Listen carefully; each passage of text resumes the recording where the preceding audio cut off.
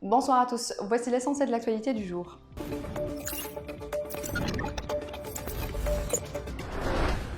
Le tribunal criminel de Dal Beda a condamné hier l'ex-ministre de la Justice Tayeb Louh à une peine de 6 ans de prison ferme assortie d'une amende de 200 000 dinars.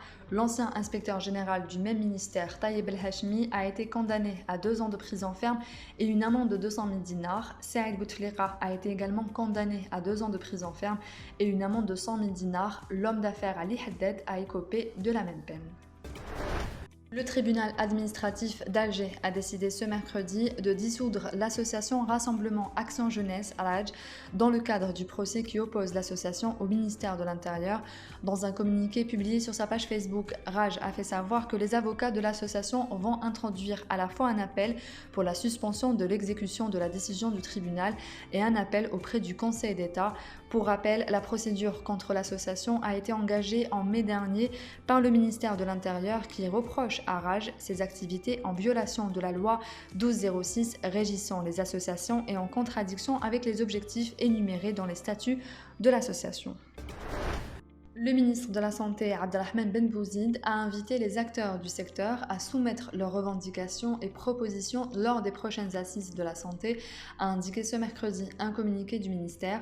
Recevant hier mardi une délégation du syndicat algérien des paramédicaux, les deux parties ont abordé particulièrement la nécessaire conjugaison des efforts au profit du système de santé qui évolue dans un environnement marqué par plusieurs changements et évolutions, d'où le besoin d'une réforme globale prenant en ligne de compte les aspects socio-économiques et démographiques et la nécessaire promotion d'un service de santé public crédible et efficace.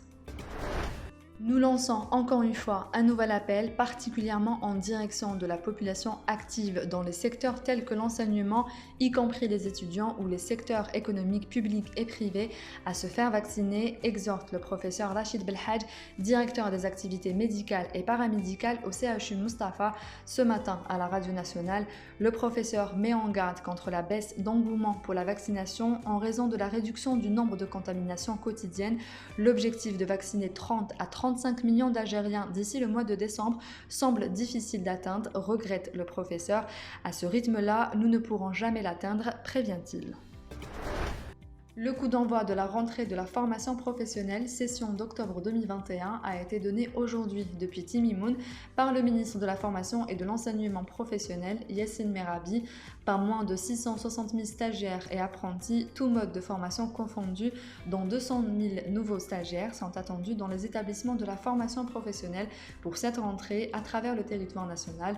Le ministre a évoqué l'introduction de secteurs d'excellence dans les métiers de la construction, l'agriculture, l'industrie et les technologies de l'information et de la communication.